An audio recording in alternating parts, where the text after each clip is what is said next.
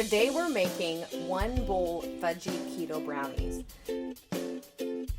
Now I've already greased my 8x8 square pan with butter. I've also started preheating my oven to 325 degrees Fahrenheit.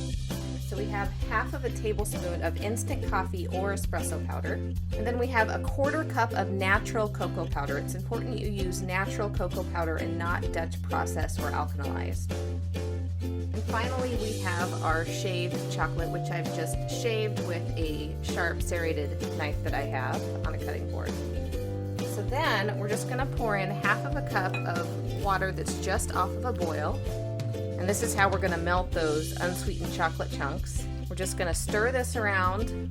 We wanna stir until all of the chunks are melted. So next I'm gonna add half of a cup of melted butter. I have 1 teaspoon salt. I have a teaspoon of vanilla. And then I have 3 different kinds of sweetener that I'm gonna use in these brownies. So here I have half of a cup, and this is the powdered Lakanto Monk Fruit Sweetener. I have half of a cup of allulose,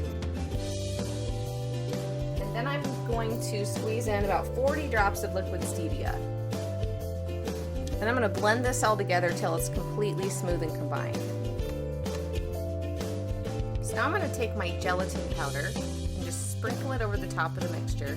I'm going to do the same thing with my chia seed powder. And then again, we're going to mix this until there's not any lumps. We'll need to scrape down the sides of the bowl a few times. So now we're going to add in 2 large eggs.